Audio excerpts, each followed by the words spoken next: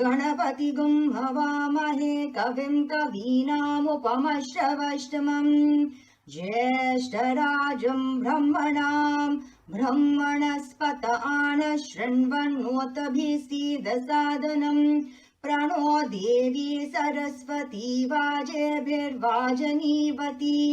दीनामवित्रयवतो गणेशाय नमः सरस्वत्यै नमः श्रीगुरुभ्यो नमः हरिः ॐ भद्रं कर्णेभिः शृणुयाम देवाः भद्रं पश्येमाक्षभिर्यजत्राः स्थिरैरङ्गैस्तुष्टुवागुंसस्तनूभिः व्यशेम देवाहितं यदायुः स्वस्ति न इन्द्रो वृद्धश्रवाः स्वस्ति नः पूषा विश्ववेदाः स्वस्ति नस्तारक्षो अरिष्टनेमिः स्वस्ति नो बृहस्पतिर्दधातु ॐ शान्ति शान्ति शान्तिः।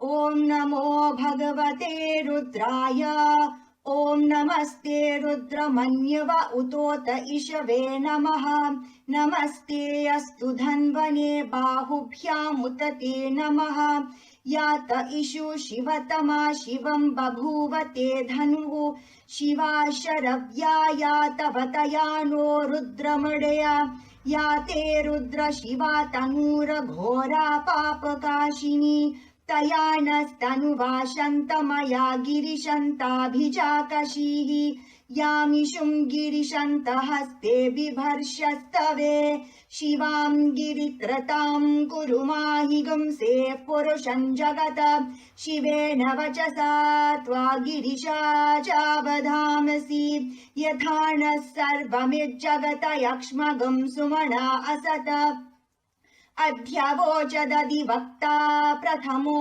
देव्योऽभिषक अहिगिश्च सर्वान् जम्भयन्त् सर्वाश्च यातु धान्यः असो यस्ताम्रो अरुण उत बभ्रुः सुमङ्गलः ये चेमागुं रुद्र अभितो दिक्षु श्रिता सहस्रशो वैशागुं हेरयीमहे असो यो वसर्पति नीलग्रीवो विलोहितः उतेनं गोपा अदृशन्नदृशन्नुदहार्यः उतेनं विश्वा भूतानि सदृष्टो मृडयतिनः नमो अस्तु नीलग्रीवाय सहस्राक्षाय मीरुषे अथो ये अस्य सत्त्वानोऽहं तेभ्यो करन्नमः प्रमुञ्च धन्वनस्त्वमुभयोरात्मीयोर्जाम् याश्च ते हस्त इषवः पराता भगवो वपा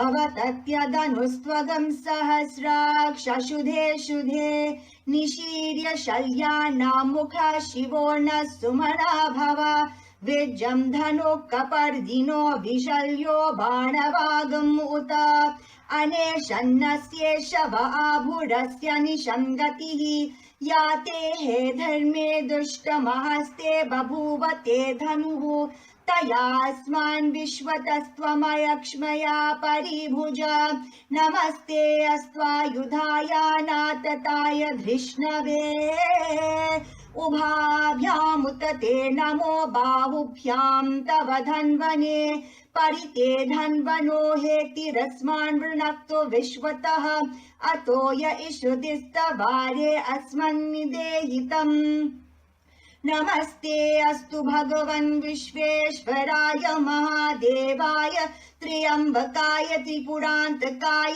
त्रिकाग्निकालाय कालाग्निरुद्राय नीलकण्ठाय मृत्युञ्जयाय सर्वेश्वराय सदाशिवाय श्रीमन्महादेवाय नमः नमो हिरण्यबाहवे सेनान्ये दिशां च पतये नमो नमो वृक्षेभ्यो हरिकेशेभ्यः पशूनां पतये नमो नमः सस्पिञ्जराय त्विषीमते पत्थीनां पतये नमो नमो बभ्लुषाय विद्याधीने नान्नां पतये नमो नमो हरिकेशायोपवीतिने पुष्टानां पतये नमो नमो भवस्य हेत्ये जगत्तां पतये नमो नमो रुद्राय तताविने क्षेत्राणां पतये नमो नमः सूताय हन्त्याय वनानां पतये नमो नमो रोहिताय स्तपतये वृक्षाणां पतये नमो नमो मन्त्रणे वाणिजाय कक्षाणां पतये नमो नमो भुवन्तये वारिवस्कृतायौषधीनां पतये नमो नमः उच्चैर्घोषाय क्रन्दयते पत्तीनां पतये नमो नमः कृत्स्नवीताय धावते सत्त्वनां पतये नमः नमः सहमानाय नव्यादिन आव्यादिनीनां पतये नमो नमः ककुभाय निषङ्गिणे स्तेनानां पतये नमो नमो निषङ्गिन इषुधिमते तस्कराणां पतये नमो नमो वञ्जते परिवञ्जते स्तायूनां पतये नमो नमो निचेरवे परिचरायारण्यानां पतये नमो नमः श्रिकाविभ्यो जिगागं सत्भ्यो मुष्णतां पतये नमो नमो सिमद्भ्यो नक्तं चरभ्यः प्रकृन्तानां पतये नमो नमः उष्णीषिने गिरिचराय कुलुञ्चानां पतये नमो नमः इषुमद्भ्यो धन्वादिभ्यश्च वो नमो नमः आतन्वानेभ्यः प्रतितधानेभ्यश्च वो नमो नमः आयश्चद्भ्यो विसृजद्भ्यश्च वो नमो नमो स्यद्भ्यो विद्यद्भ्यश्च वो नमो नमः आसीनेभ्यश्च यानेभ्यश्च वो नमो नमः स्वपद्भ्यो जाग्रद्भ्यश्च वो नमो नमः स्तिष्ठद्भ्यो धावद्भ्यश्च वो नमो नमः सभापतिभ्यश्च वो नमो नमो अश्वेभ्यो अश्वपतिभ्यश्च वो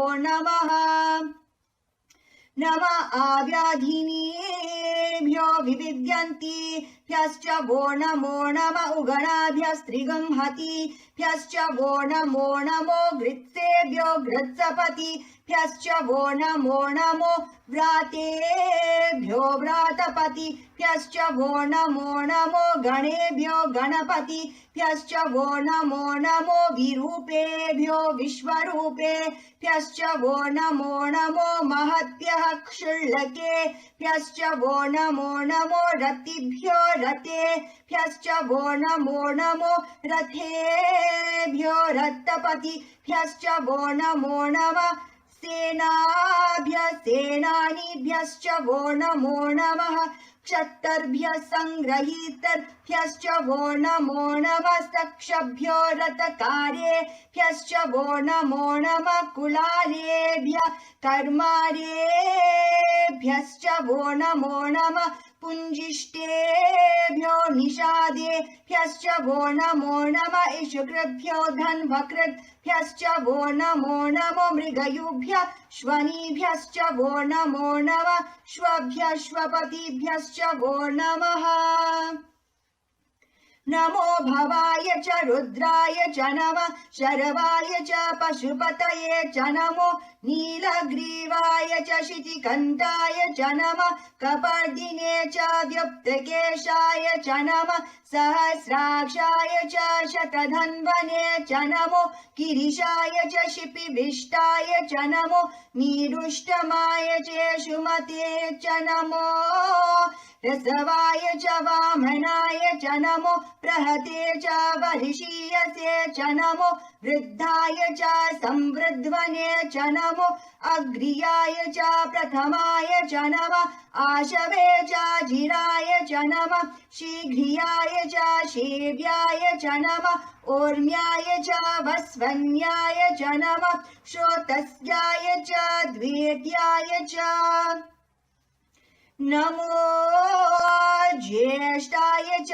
कनिष्ठाय च नमः पूर्वजाय च परजाय च नमो मध्यमाय च पगर्भाय च नमो जघन्याय च भूत्नीयाय च नमः सोऽभ्याय च प्रतिसर्याय च नमो याम्याय च क्षेम्याय च नमः उर्वर्याय च खल्याय च नमः श्लोक्याय च वसान्याय च नमो वन्याय च कक्षाय च नमः श्रवाय च प्रतिश्रवाय च नमः आशुषेणाय च शुरताय च नमः शूराय च वविन्धते च नमो वर्मिने च वरुतिने च नमो बिल्मिने च कवचिने च नमः श्रुताय च श्रुतसेनाय च नमो दुन्दुभ्याय च हनन्याय च नमो धृष्णवे च प्रमृषाय च नमो दूताय च प्रहिताय च नमो निषङ्गिने चेषु धीमते च नमः तीक्ष्णीषवे च युधिने च नमः स्वायुधाय च सुधन्वने च नमः श्रुत्याय च पत्याय च नमः काट्याय च नेभ्याय च नमः सूध्याय च सरस्याय च नमो नाध्याय च वेशन्ताय च नमः कूप्याय च वत्याय च नमो वर्षाय च नमो मेघ्याय च विद्युत्याय च नमः ईध्रियाय च तप्याय च नमो वात्याय च रेश्मियाय च नमो वास्तव्याय च वास्तुपाय च ॐ हर हर हर हर ॐ नमः सोमाय च रुद्राय च नमः ताम्राय च रुणाय च नमः शङ्गाय च पशुपतये च नमः उग्राय च भीमाय च नमो अग्रे वदाय च दूरे वदाय च नमो हन्त्रे च हनीयसे च नमो वृक्षेभ्यो हरिकेशेभ्यो नमस्ताराय नमः शम्भवे च मयो भवे च नमः शङ्कराय च मयस्कराय च नमः शिवाय च शिवतराय च नमः स्थित्याय च खुल्याय च नमः पार्याय च भार्याय च नमः प्रतरणाय चोतरणाय च नमः आतर्याय च लाद्याय च नमः षष्प्याय च फेन्याय च नमः सिकट्याय च प्रवाह्याय च नमः इरण्याय च प्रपत्याय च नमः किगंशिलाय च क्षयनाय च नमः कपर्दिने च पुलस्तये च नमो कोष्ठाय च कृत्याय च नमः स्तल्प्याय च गेग्याय च नमः कात्याय च गवरेष्ठाय च नमो हृदयाय च निवेश्याय च नमः पागं सव्याय च रजस्याय च नमः शुष्क्याय च हरित्याय च नमो लोप्याय चोलप्याय च नमः उर्व्याय च सूर्म्याय च नमः पर्ण्याय च पर्णशत्याय च नमो पगुरमाणाय च भिघ्नते च नमः आखिदते च प्रखिदते च नमो वक्किरिकेभ्यो देवानागं हृदयेभ्यो नमो वीक्षिणकेभ्यो नमो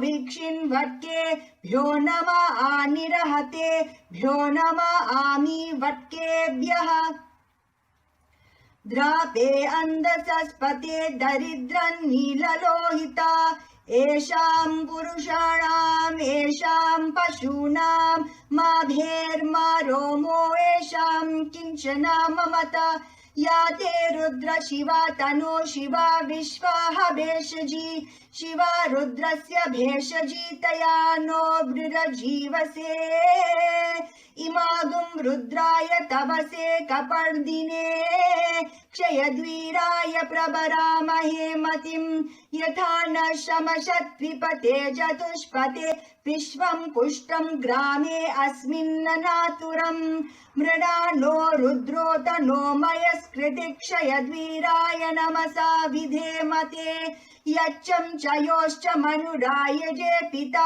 तदश्यम तव रुद्र प्रणीतो मानो महान्तमुत्तमानो अर्भकं मान उक्षन्तमुत्तमान उक्षितं मानो वदी पितरं मोत मातरं प्रियामानस्तनुवो रुद्ररीरिषः मानस्तोके तनये मान आयुषि मानो गोषु मानो अश्वेषु रीरिषः वीरान् मानो रुद्रभामितो वदिरः विष्मन्तो नमसा विधेमते आरात्य गोग्न उत पूरुषग्ने क्षयद्वीराय सुं नमस्मे ते अस्तु रक्षा च नो अधि च देवा ब्रूयदा च न शर्मा यच्चत् द्विबरः श्रुहि श्रुतं गर्सदं युवानं मृगान्नभीममुपहत्नुमुग्रं मृडा चरित्रे रुद्रास्तवानो अन्यन्ते अस्मन्निवपन्तु सेनाः परिणो रुद्रस्य हेतर्वृणक्तु परितेशस्य धुर्मतिरगायोः अवस्थिरा मगवत्पयस्तनुष्वमीद्वस्तोकाय तनयाय मृडया नीरुष्टमशिवतमा शिवो न सुमना भव परमे वृक्ष आयुधन्निधाय कृतं वसान आचर पिनाकं बिभ्रदागहि विकिरित विलोहित नमस्ते अस्तु भगवः यास्ते सहस्रगं हेतयोऽन्यमस्मन्निवपन्तु ताः सहस्राणि सहस्रदा बाहुवो स्तव हेतयः तासामीशानो भगवः पराचीनामुकाकृति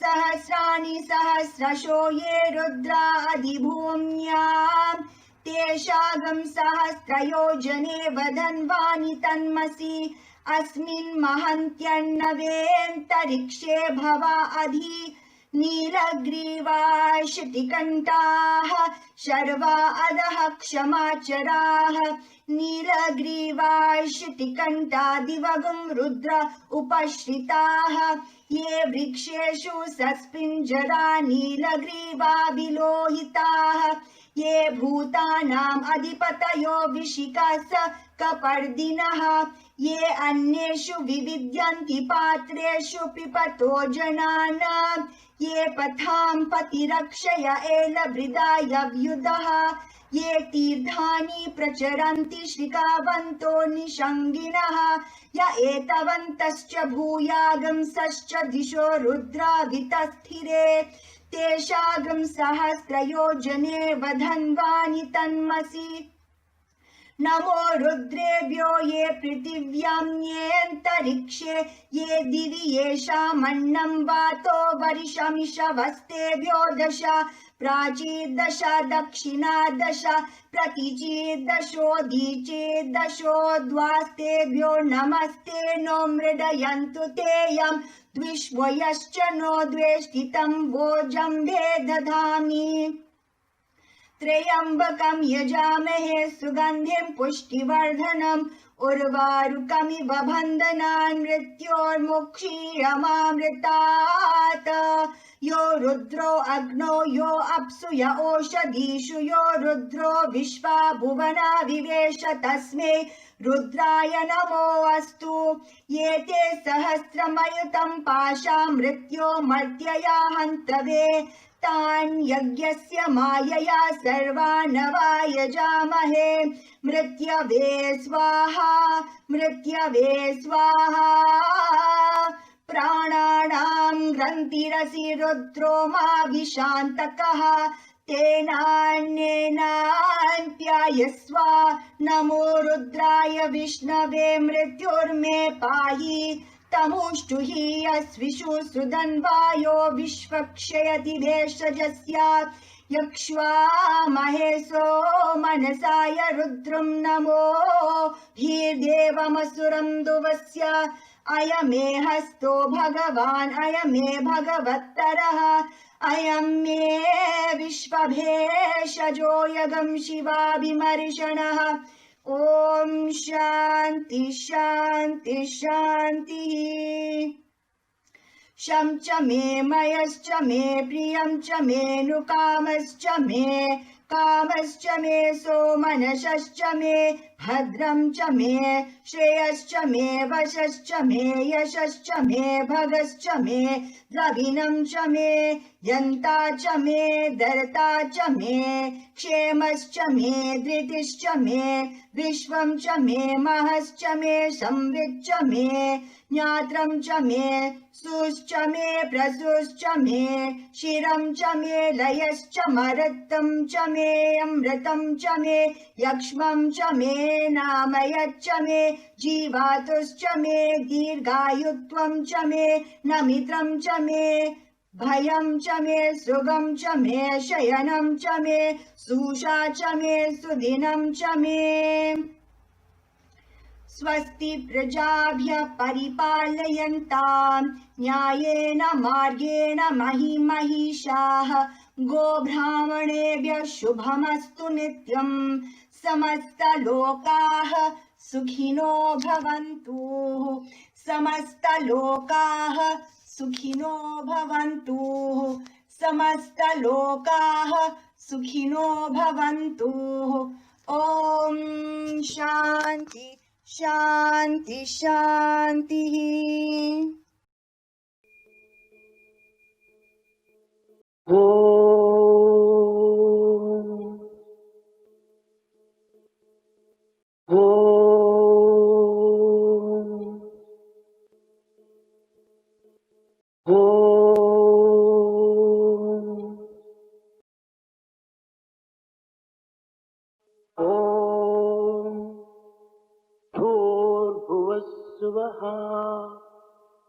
तत्सवितुर्वरेण्यं भर्गो देवस्य धीमहि धियो यो नः प्रचोदयात्। ॐ भूर्भुवः स्वः तत्सवितुर्वरेण्यं भर्गो देवस्य धीमहि धियो यो नः प्रचोदयात्। ॐ भूर्भुवः स्वः तत्सवितुर्वरेण्यं भर्गो देवस्य धीमहि धियो यो नः प्रचोदयात्। ॐ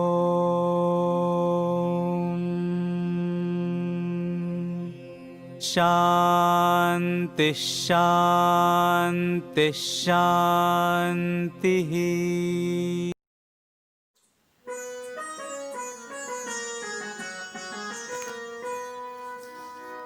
मंगलचरणा गजानना मंगलचरणा गजानना मंगलचरणा गजानना मंगलचरणा गजानना गजवदना शुभानना गजवदना शोभानना गजवदना शुभानना गजवदना शोभानना मंगलचरणा गजानना मंगलचरणा गजानना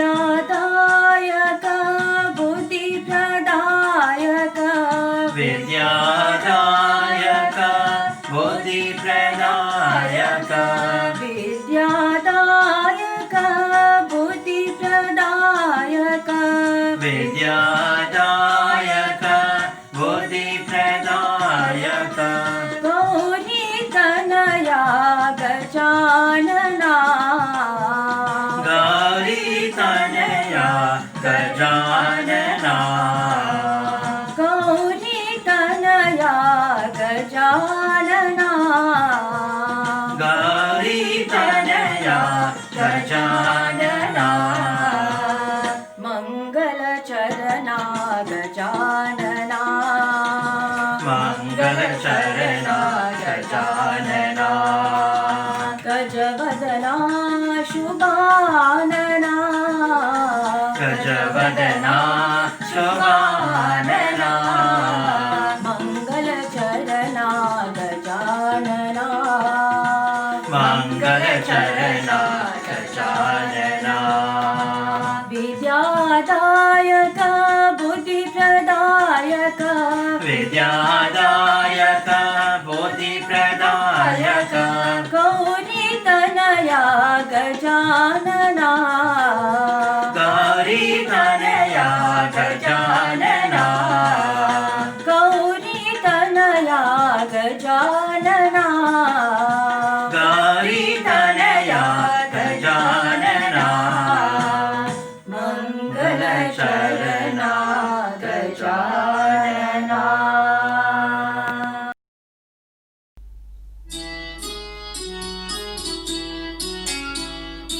सत्यं ज्ञानमनन्तं ब्रह्मा सत्यं ज्ञानमनन्तं ब्रह्मा सत्यं ज्ञानमनन्तं ब्रह्मा सत्यं ज्ञानमनन्तं ब्रह्मा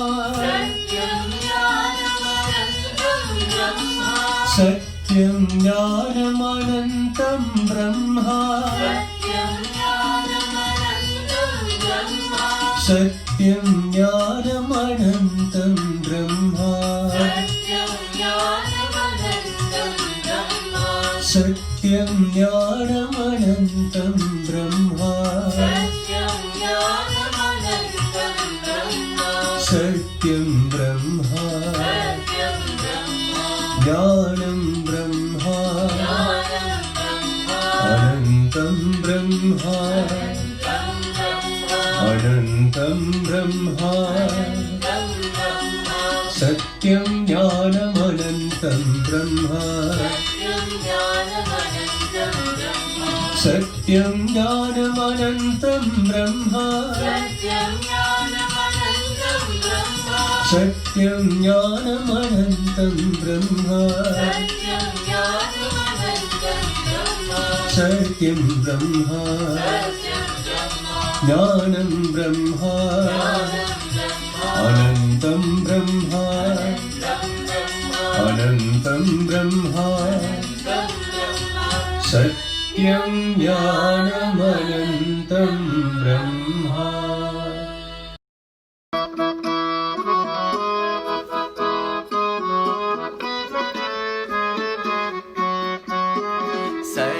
सत्यस्वरूपिणि मा साई प्रेम स्वरूपिणि मा सत्यस्वरूपिणि मा साई प्रेम स्वरूपिणि मा सत्यस्वरूपिणि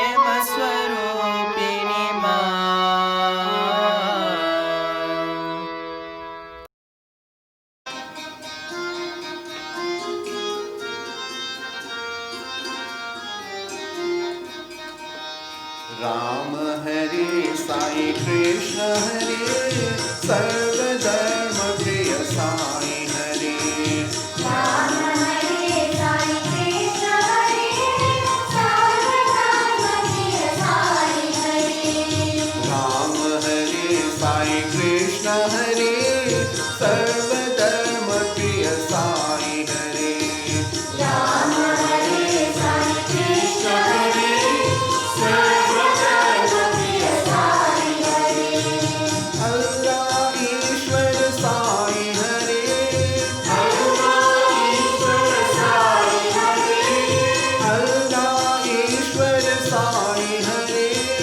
अल्लाह ईश्वर साई हरे गुरु नानक येसु बुद्ध हरे गुरु नानक येसु बुद्ध हरे गौराष्ट महावीर साई हरे गौराष्ट महावीर साई हरे बाबा सर्वधर्म प्रिय साई हरे बाबा सर्वधर्म प्रिय साई हरे राम हरे साई कृष्ण हरे सर्वधर्म प्रिय साई हरे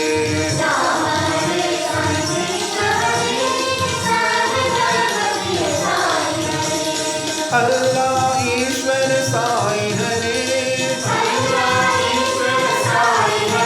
गुरु नानक येसु बुद्ध हरे गौराष्ट महावीर साई हरे बाबा सर्वधर्म प्रिय साई हरे बाबा सर्वधर्म प्रिय साई हरे राम हरे साई कृष्ण हरे राम हरे साई कृष्ण हरे राम हरे साई कृष्ण हरे राम हरे साई कृष्ण हरे राम हरे साई कृष्ण हरे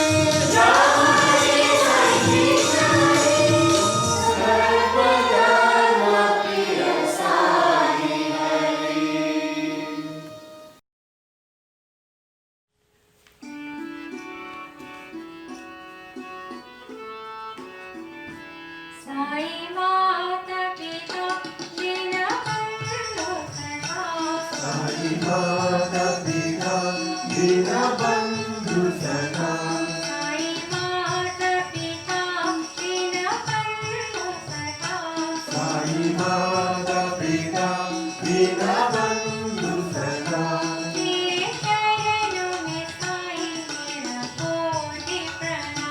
तेरे चरणों में साई मेरा कोटि प्रणाम तेरे चरणों में साई मेरा कोटि प्रणाम तेरे चरणों में साई मेरा कोटि प्रणाम तेरे चरणों में साई मेरा कोटि प्रणाम साई माता पिता दीनबंधु सखा साई माता पिता दीनबंधु सखा साई माता पिता दीनबंधु सखा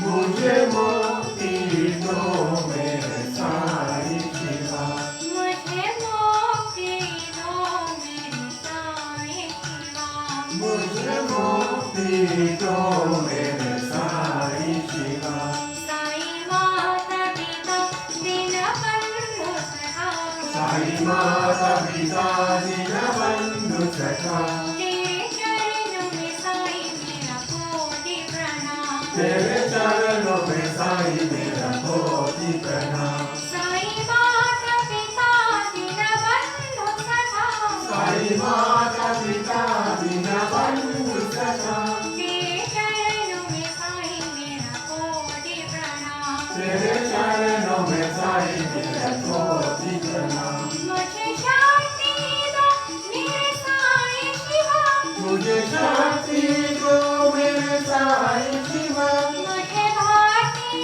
दो मेरे साई शिवा मुझे भक्ति दो मेरे साई शिवा मुझे मुक्ति दो मेरे साई शिवा मुझे मुक्ति दो मेरे साई शिवा मुझे मुक्ति दो मेरे साई शिवा मुझे मुक्ति दो मेरे साई शिवा साई माता पिता दीनबंधु सखा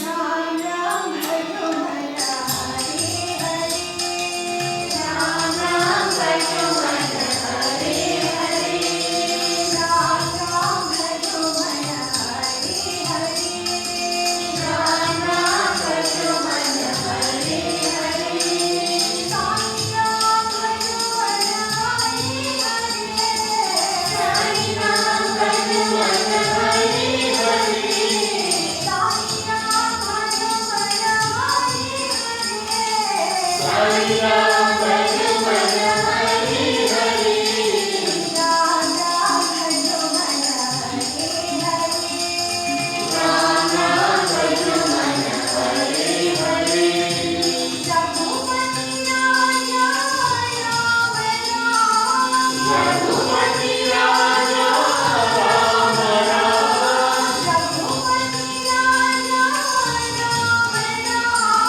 रघुपति राजा राम राम सीता पावन सीता राम सीता पावन सीता राम सीता पावन सीता राम सीता पावन सीता राम साई राम भजो मन हरे हरे साई राम भजो मन हरे हरे साई राम भजो मन हरे हरे साई राम भजो मन हरे हरे साई राम भजो मन हरे हरे साई राम भजो मन हरे हरे राम राम भजो मन हरे हरे राम राम भजो मन हरे हरे साई राम भजो मन हरे हरे साई राम भजो मन हरे हरे राम राम भजो मन हरे हरे राम राम भजो मन हरे हरे रघुपति राजा राम राम रघुपति राजा राम राम सीता पावन सीता राम सीता पावन सीता राम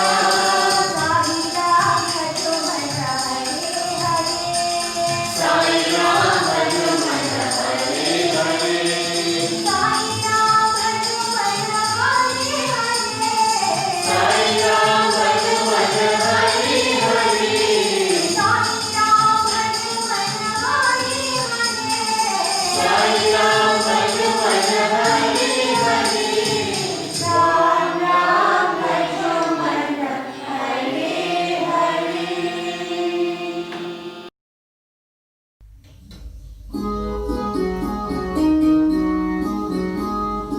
साई नारायण नारायण साई नारायण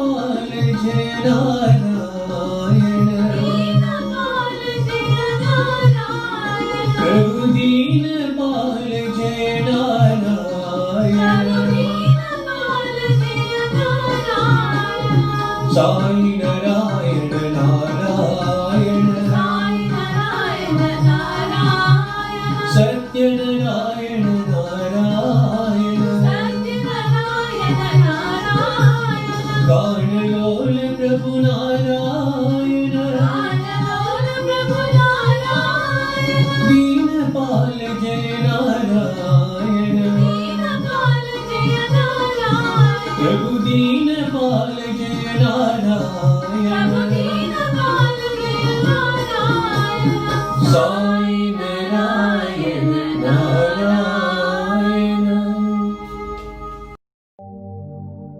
गोविंद गोपाल प्रभु गिरिधारी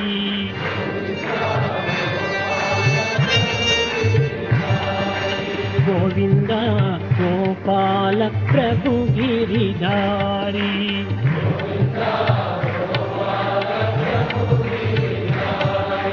गोविंद गोपाल हृदय बिहारी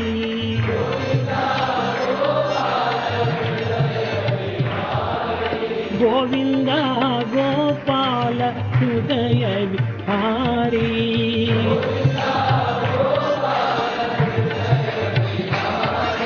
गोविंद गोपाल प्रभु गिरिधारी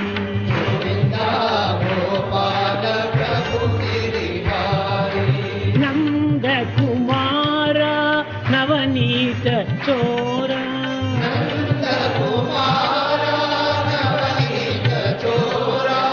नंद कुमार नवनीत चोर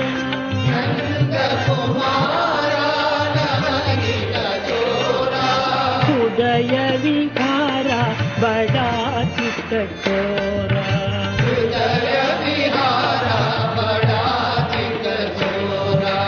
उदय विहारा बड़ा चित्त चोरा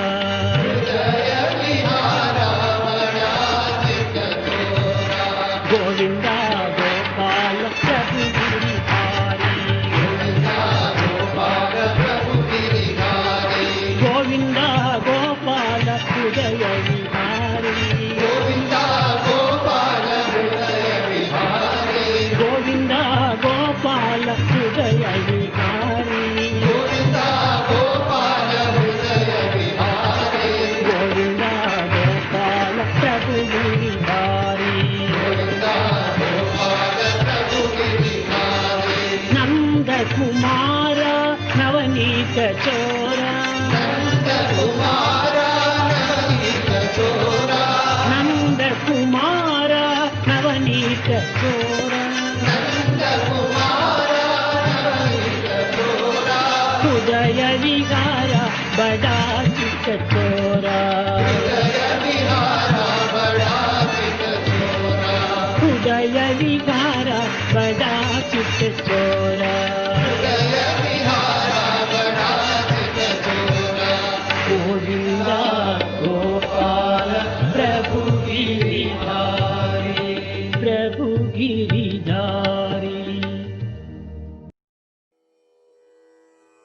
ॐ तत्सत् श्री नारायण तु पुरुषोत्तम गुरु तु सिद्ध बुद्ध तु स्कंद विनायक सविता पावक तु सविता पावक तु ब्रह्ममज्ज तु यहोव शक्ति तु येषु पिता प्रभु तु रुद्र विष्णु तु राम कृष्ण तु रहीमताओ तु रहीमताओ तु वासुदेव गो विश्वरूप तु चिदानंद हरि तु अद्वितीय तु आत्मलिङ्ग शिव तू आत्मलिङ्ग शिव तू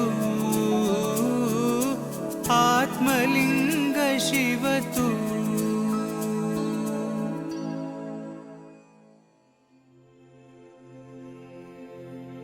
असतो मा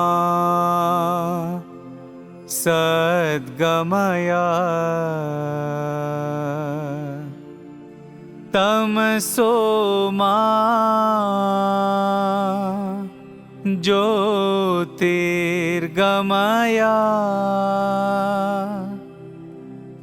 मृत्योर्मा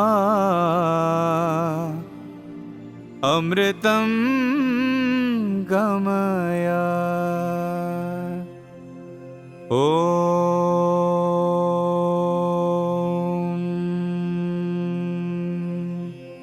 शांति शांति शांति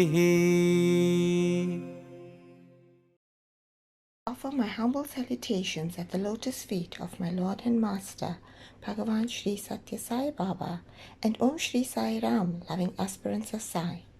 On behalf of Chatsut Region 2, we welcome you to this morning's devotional online program. We pray that with Swami's grace, you and your family are well. Thank you to all our brothers and sisters for the beautiful bhajans rendered this morning. The infographic for this week is as follows. Be kind to the planet this Christmas. Say no to artificial trees. Many are manufactured using harmful chemicals which make them non-recyclable when they reach the end of their life. There can be a lot of traffic and cars on the road during the festive season, so to make it easier on the planet, try and carpool whenever possible. A lot of time is spent in the kitchen during the holidays, so try and source local ingredients. Cook the right quantities so food doesn't go to waste. The fashion industry is the second biggest polluter in the world. Before taking part in all the festive sales, make sure to donate old clothing and avoid impulse shopping. This morning, Brother Vasi of the Woodhouse Sai Center will share his Namavali experience with us. My pranams at the lotus feet of our beloved Bhagwan, Shri Satya Sai Baba. My loving Sairams to all listening. The gem I chant regularly, number 67, Om Shri Sai Priyaya Namaha, meaning who is loved by all. My faith in Swami has always been very strong and unwavering. I, like many devotees, have also had Swami's blessings on numerous occasions. However, this being one of life and death is one of that gave me another chance in life. On 24th April 2012, exactly a year after Swami left his physical form, I was on my way from Port St. John's and was heading for home in Durban. It was 2 p.m. when I phoned my wife to tell her I was leaving and would be home by 6 p.m. She asked me to be careful and drive safely. I passed Bizana at 4 p.m. and knew I would be home by 6 p.m. as I was driving at the required speed limit. I also knew I would make it to service at Sai Prema that evening. I was about 15 kilometers away from Wild Coast when I came to the top of a steep hill. Now the roads here are winding and have many hills. As I began to descend from the top, I noticed a truck approaching at high speed on the oncoming lane. Around the bend at the bottom of the road, a taxi was overtaking the truck. Both vehicles were coming at me and there were only single lanes. I did not know what to do as I expected them to crash into me. Both vehicles were coming towards me at a high speed. All I did was scream and ask Swami to help me. In split seconds, I heard a voice say, "Let go, I'm in control." I let go of the steering wheel and clutched the side of my seat.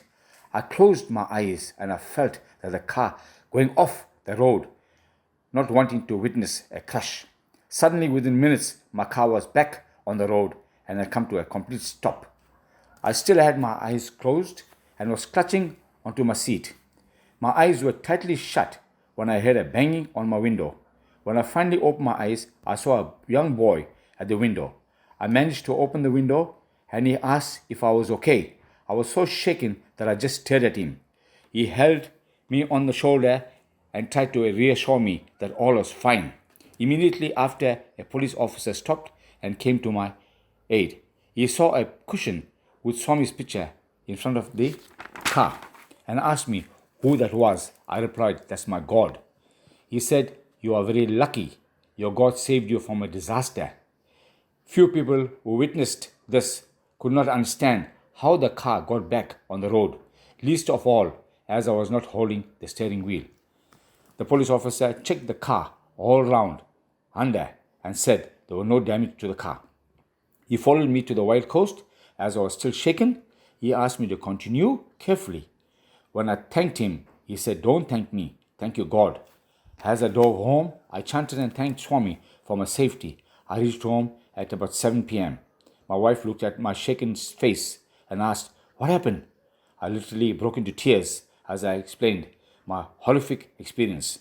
She gave me some water with Swami's vibhuti in it. I quickly showered and went to Sai Parama that evening, even though I was still shaking. The mandir was packed. My wife and daughter sat in the marquee while I stood outside. I was feeling a bit disappointed that I couldn't get into the full mandir. Just then the Sevadar came to me and asked me to go into the mandir. But I said it was full. He took me by the hand and led me to the back. As I entered, Dr. Rajan Kupan was completing his discourse. I sat quietly, looked at Swami's picture and thanked him for my safe return home. I couldn't help but cry as I thanked him. I was even more emotional when Dr. Kupan mentioned that Swami has given someone here a second chance today.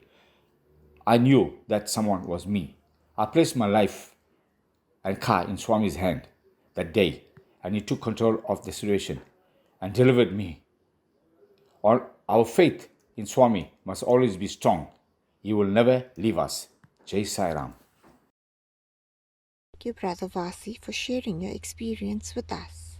The announcements for this week is as follows. Devotional Wing announcements. Every Sunday, we start off with our morning sadhana program at 5:30 a.m. Havan at 7 a.m.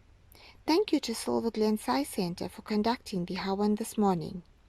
At 7:30 a.m., the regional devotional session commences. At 9:15 a.m., regional online Vedam classes are held. For devotees wanting more information, please liaise with your center devotional coordinator or president. Our education wing announcements. Bhavika's children are to continue with the collection of bread clips and bottle caps. Dear children, please keep safe during the December vacation. Our Seva Wing announcements. The Sai Food Kitchen cleaning of vegetables takes place every Saturday from 2 p.m. to 5 p.m. Meal preparation takes place on a Sunday morning from 4 a.m. Devotees are encouraged to participate in these Seva initiatives. The SPCA Seva. This entails collection of dog and cat food, old blankets and pillows, and old clothing in a good condition. This is an ongoing Seva. For further information on Seva activities, please liaise with your center Seva coordinator or president. This is an all-wing announcement. Go Green initiatives, the making of eco-bricks, creating of vegetable and herb gardens, and the planting of speckboom is ongoing. With the festive season almost upon us, please avoid overcrowded shopping malls, entertainment venues, etc. Plan your trips wisely. Stay safe and stay blessed always. We will now view a video followed by Aarti. During Aarti, please pray for the sick and needy, peace within ourselves, in our country, and in the world at large. We pray that Swami continues to protect, guide, and heal us always. Have a blessed week ahead. Jai Sai Ram.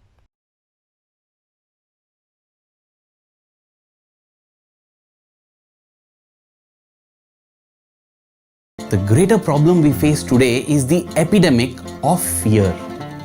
Did you know that Swami has said that the more fear and worry we have, the more compromised our immune system becomes? అశుద్ధమైన జలము, అశుద్ధమైన పదార్థములు, అశుద్ధమైన గాలి, అంతా అశుద్ధమే. Man is sick today because of polluted water, polluted air, polluted food. Food వాటరే కాదు, Not only- మనసే pollution అయిపోయింది. Mind is also polluted. Mind is also ఈ polluted. మానసిక సంబంధమైనటువంటి యొక్క అశాంతి చేతనే, మానసిక సంబంధమైన అనారోగ్యం చేతనే మానవుడు క్షీణించిపోతున్నాడు. Because of this restlessness in the mind, man is really... ఈనాటి మానవులకు రోగములంతా కూడాను ఏదో కొన్ని విధమైనటువంటి అంటువ్యాధులుగా వస్తున్నాయి అనుకుంటున్నారు. చాలా పొరపాటు. We think that many of the diseases are contagious. మానవునికి రోగమే లేదు. In fact, there is no disease that can affect కానీ you.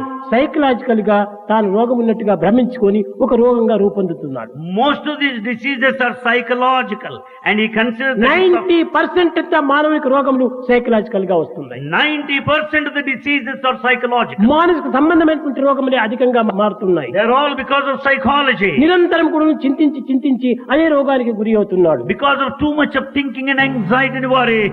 Dear brothers and sisters, when there is so much of fear in our hearts, I am sure the experience of Brother Venkatesh Prasad will uplift us and give us faith. Brother Venkatesh Prasad, an alumnus of the Sri Sathya Sai Institute of Higher Learning, was posted in Singapore during 2002-2003 when the SARS pandemic was at its peak. He had to travel for 10 days to China, the epicenter of the epidemic. And then, towards the end of that trip, he noticed that he had fever, he had difficulty breathing, and everyone was sure that he had been infected with SARS. He got very scared and fearful. The thought that he would be quarantined in China so far away from his family and home only added to the fear. Not knowing what to do, in the privacy of his room, he broke down and he said, Swami, I don't know what to do. You please take care. He went to sleep after that. That night, Swami came in his dream. He looked at him sternly and said, breathe deeply. Brother Venkatesh tried. He was unable to breathe. Then Swami told him a second time, breathe deeply. Again, he could not. A third time now, with a lot more sternness. Breathe deeply. And when Brother Venkatesh Prasad was unable to breathe even then, Swami walked up to him and pushed his 2 fingers up his nostrils to touch the midpoint between the 2 eyebrows. Then pulling out his fingers, Swami said, now breathe. And to his utter amazement and thrill, Brother Venkatesh Prasad in Bhagwan's presence was able to take a deep breath.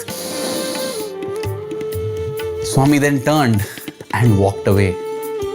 Instantly, he woke up.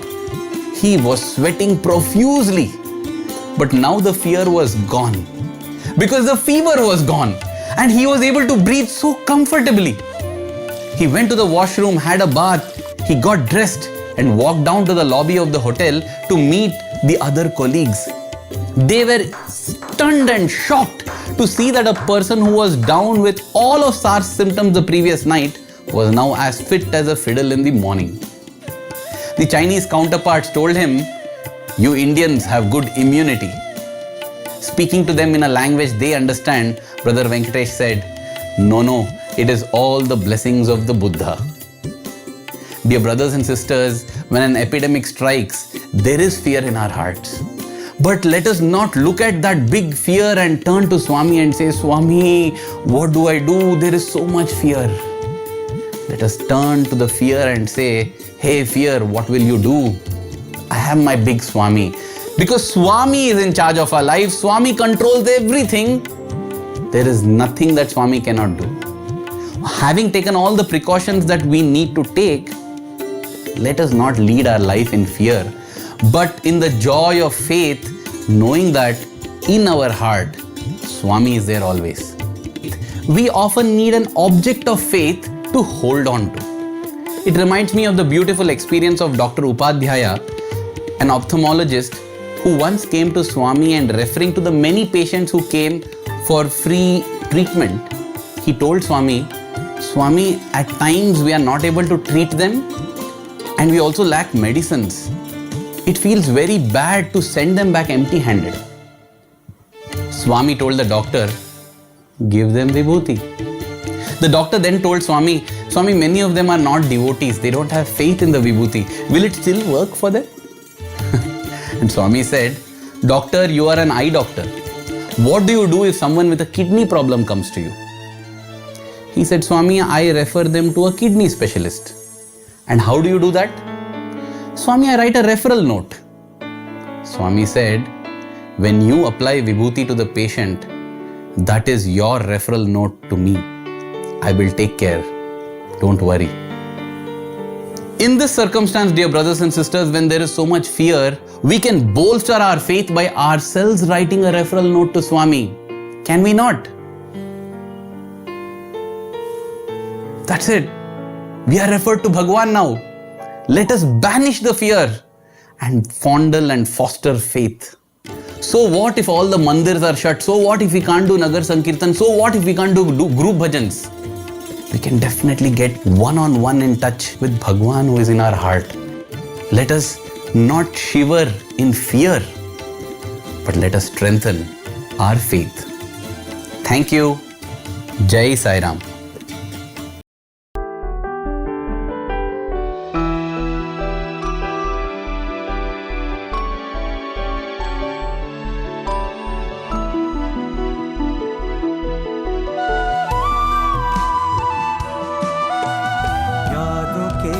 सफर में दिल चलने लगा है, फूलों के इन बगियों में मन टहलने चला है।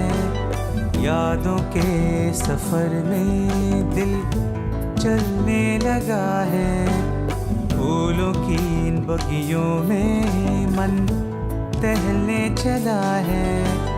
कुछ तो है इन ख्वाबों में दिल से निकलते नहीं, कुछ तो है इन राहों में मिलती यहाँ हर खुशी।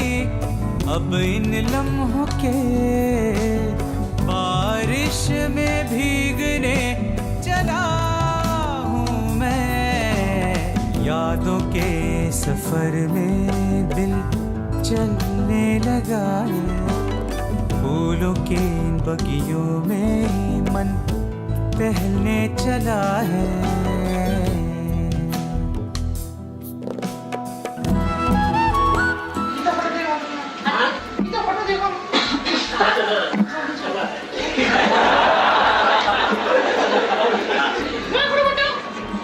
పుట్టింది ఆదివారం.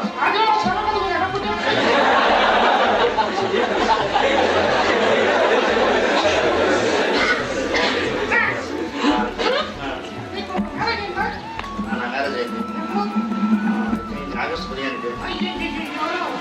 అందరికీ స్వప్నం ఉద్యోగం అవుతుంది.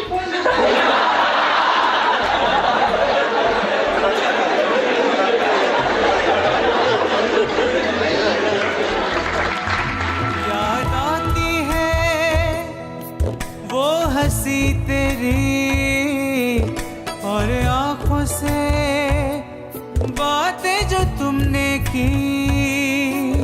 याद आती है शरारतें तेरी और प्यार भरी वो करारतें तेरी। ये यादें लगती है जैसे बातें आज की, ये बातें लगती है जैसे यादें आज की। अब इन लम्हों के बारिश में भीगने चला हूँ मैं। यादों के सफर में दिल चलने लगा है।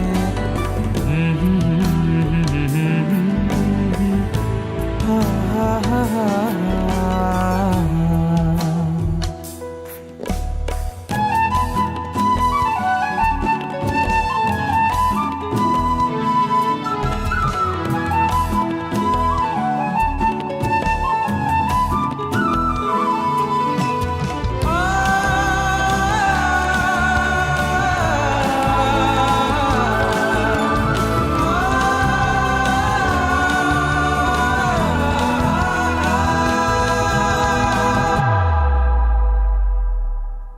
हर मोड़ पे तेरा सहारा मिला, तेरे आंचल में मुझको बसेरा मिला। हर काम में तेरा भरोसा मिला, हर पल हर क्षण तेरा ही प्यार मिला। कैसा ये जुनू है जो तुझसे अब जुड़ गया, कैसा ये सुकून है जो इनसे अब मिल गया। अब इन लम्हों के बारिश में भीगने चला हूँ मैं, यादों के सफर में दिल चलने लगा है। फूलों के बगियों में मन टहलने चला है। कुछ तो है इन ख्वाबों में दिल से निकलते नहीं, कुछ तो है इन राहों में मिलती यहाँ हर खुशी। अब इन लम्हों के बारिश में भीगने चला हूँ मैं, यादों के सफर में दिल चलने लगा है। फूलों की बगियों में मन टहलने चला है।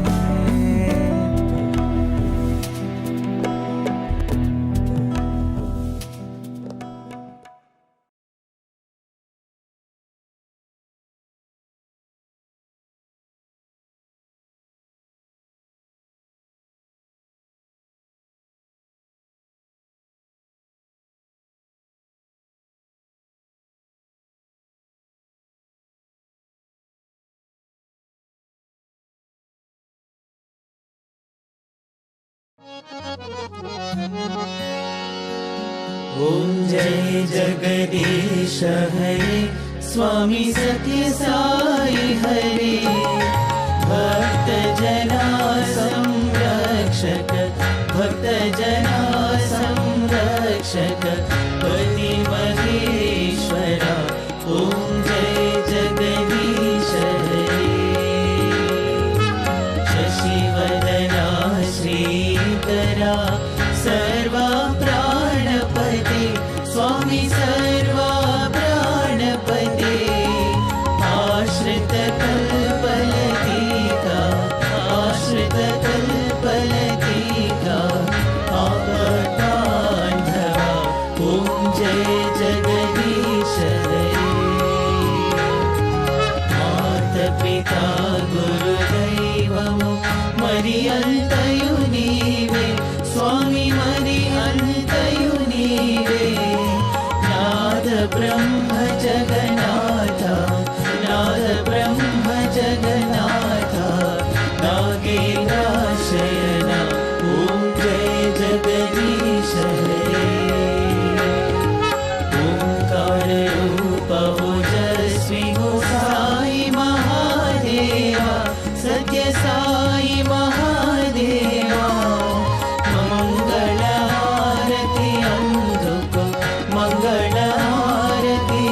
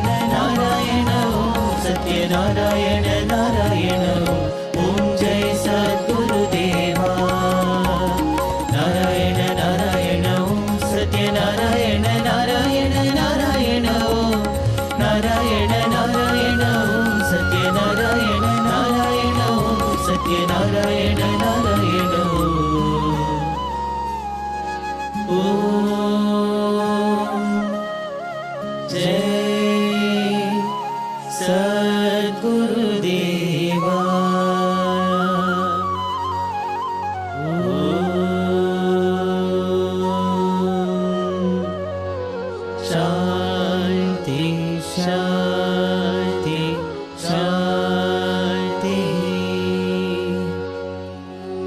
समस्तलोकाः सुखिनो भवन्तु समस्तलोकाः सुखिनो भवन्तु समस्तलोकाः सुखिनो भवन्तु ॐ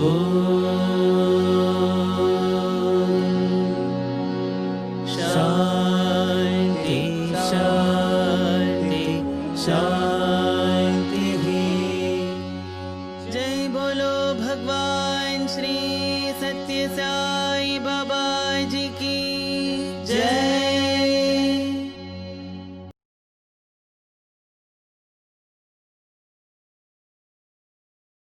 परमं पवित्रं बाबा विभूतिं परमं विचित्रं लीला विभूतिं परमार्थइष्टार्थमोक्षप्रदानं बाबा विभूतिं इदमाश्रयामि परमं पवित्रं बाबा विभूतिं परमं विचित्रं लीला विभूतिं परमार्थइष्टार्थमोक्षप्रदानं बाबा विभूतिं इदमाश्रयामि परमं पवित्रं बाबा विभूतिं परमं विचित्रं लीला विभूतिं परमार्थइष्टार्थमोक्षप्रदानं बाबा विभूतिं इदमाश्रयामि।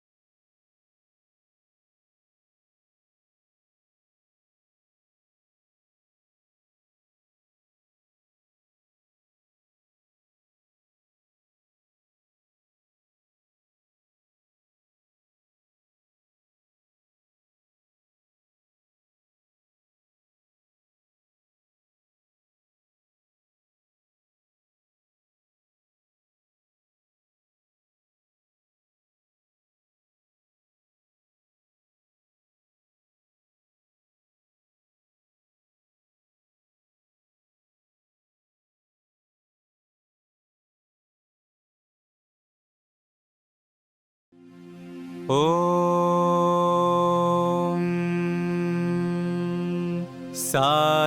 साईश्वराय विद्महे सत्यदेवाय धीमहि तन्नः सर्वप्रचोदयात्।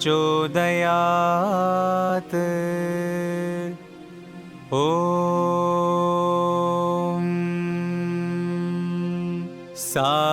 साईश्वराय विद्महे सत्यदेवाय धीमहि तन्नः सर्वप्रचोदयात्।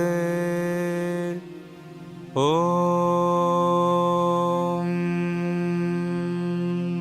साईश्वराय विद्महे सत्यदेवाय धीमहि तन्नः सर्वप्रचोदयात्।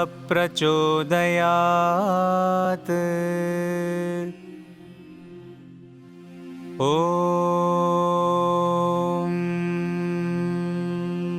साईश्वराय विद्महे सत्यदेवाय धीमहि तन्नः सर्वप्रचोदयात्। ॐ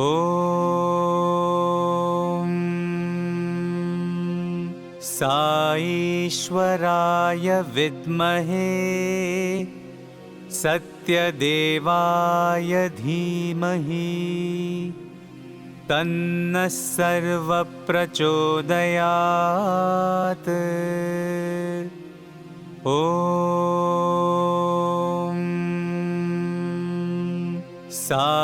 साईश्वराय विद्महे सत्यदेवाय धीमहि तन्नः सर्वप्रचोदयात्।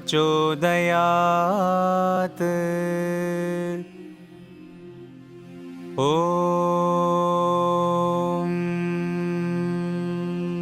साईश्वराय विद्महे सत्यदेवाय धीमहि तन्नः सर्वप्रचोदयात्।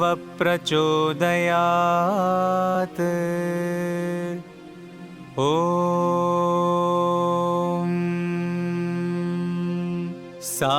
साईश्वराय विद्महे सत्यदेवाय धीमहि तन्नः सर्वप्रचोदयात्।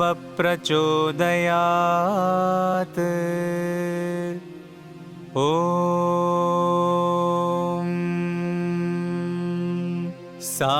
साईश्वराय विद्महे सत्यदेवाय धीमहि तन्नः सर्वप्रचोदयात्। ॐ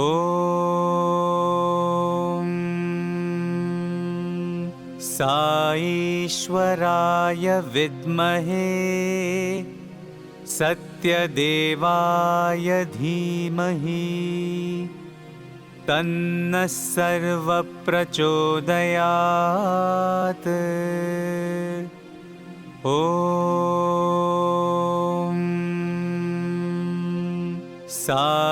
साईश्वराय विद्महे सत्यदेवाय धीमहि तन्नः सर्वप्रचोदयात्।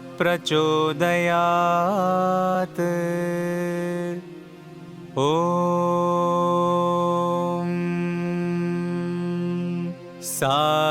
साईश्वराय विद्महे सत्यदेवाय धीमहि तन्नः सर्वप्रचोदयात्।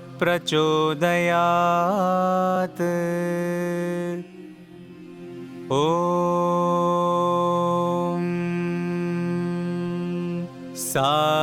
साईश्वराय विद्महे सत्यदेवाय धीमहि तन्नः सर्वप्रचोदयात्।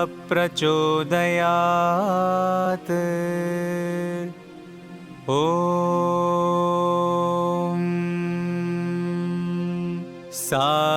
साईश्वराय विद्महे सत्यदेवाय धीमहि तन्नः सर्वप्रचोदयात्। ॐ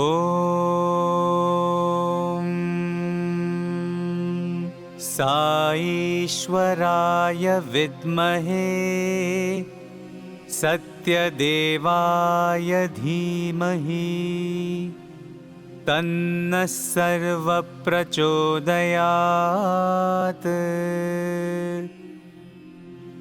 ॐ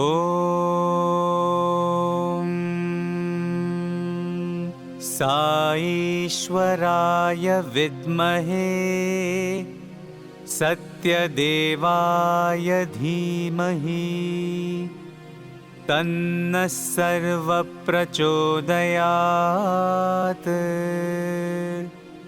ॐ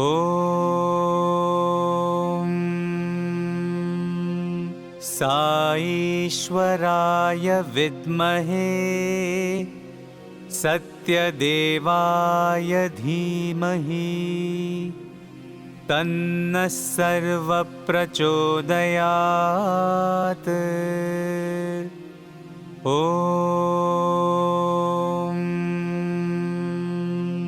साईश्वराय विद्महे सत्यदेवाय धीमहि तन्नः सर्वप्रचोदयात्।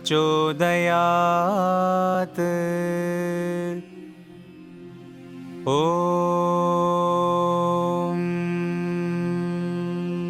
साईश्वराय विद्महे सत्यदेवाय धीमहि तन्नः सर्वप्रचोदयात्। ॐ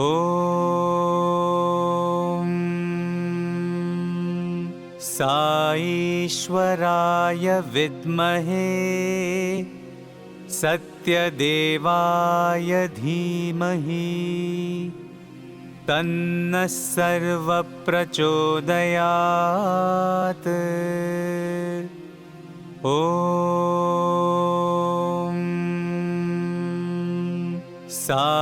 साईश्वराय विद्महे सत्यदेवाय धीमहि तन्नः सर्वप्रचोदयात्।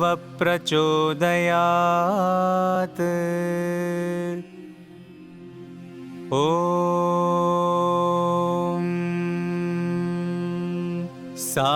साईश्वराय विद्महे सत्यदेवाय धीमहि तन्नः सर्वप्रचोदयात्। ॐ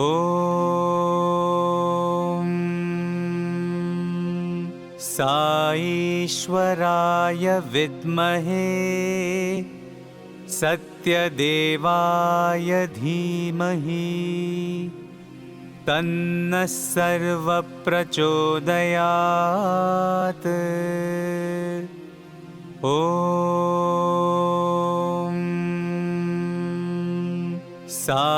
साईश्वराय विद्महे सत्यदेवाय धीमहि तन्नः सर्वप्रचोदयात्।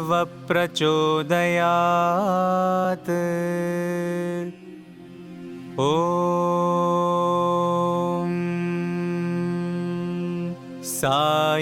साईश्वराय विद्महे सत्यदेवाय धीमहि तन्नः सर्वप्रचोदयात्।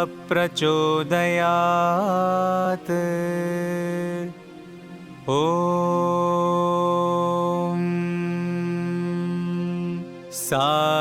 साईश्वराय विद्महे सत्यदेवाय धीमहि तन्नः सर्वप्रचोदयात्। ॐ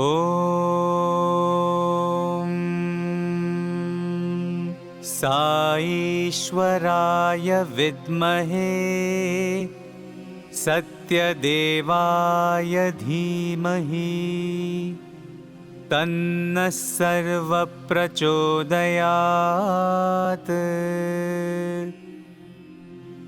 ॐ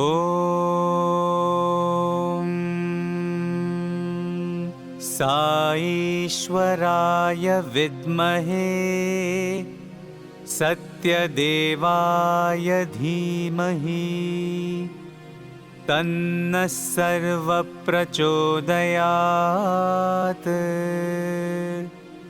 ॐ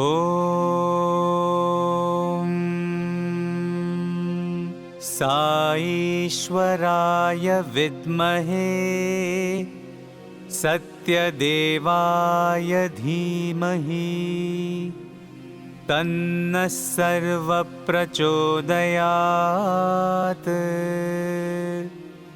ॐ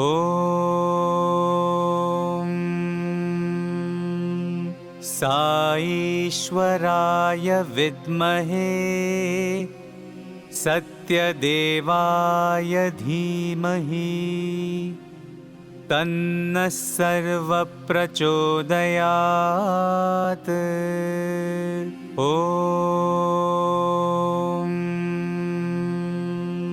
साईश्वराय विद्महे सत्यदेवाय धीमहि तन्नः सर्वप्रचोदयात्। ॐ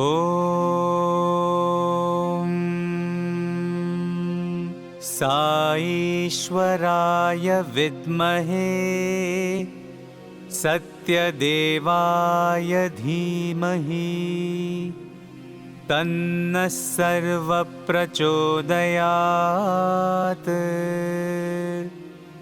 ॐ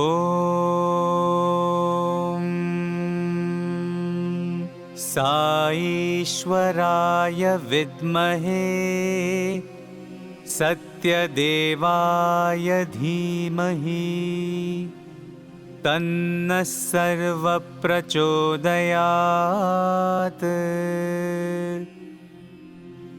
ॐ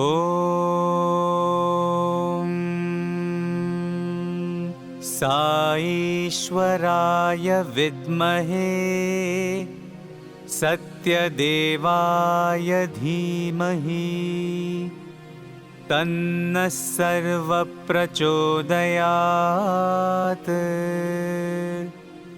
ॐ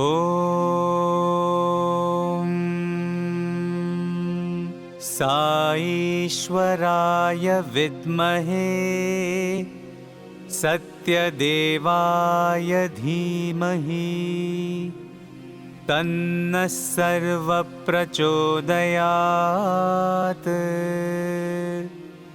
ॐ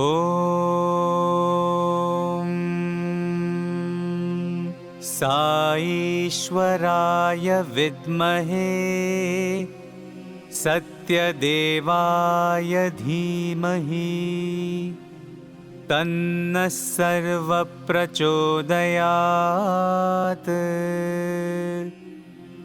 ॐ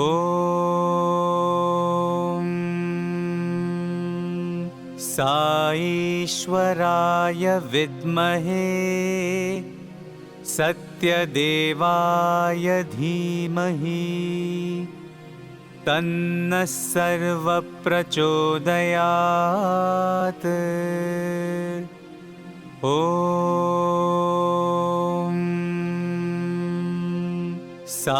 साईश्वराय विद्महे सत्यदेवाय धीमहि तन्नः सर्वप्रचोदयात्।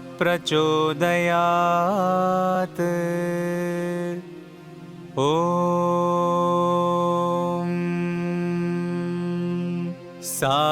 साईश्वराय विद्महे सत्यदेवाय धीमहि तन्नः सर्वप्रचोदयात्। ॐ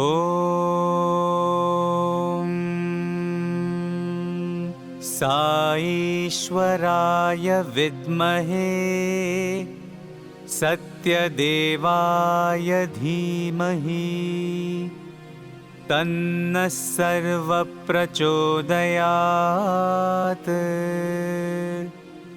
ॐ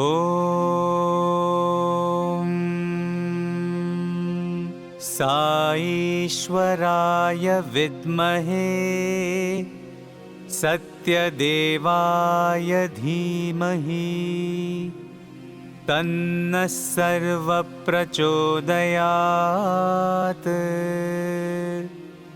ॐ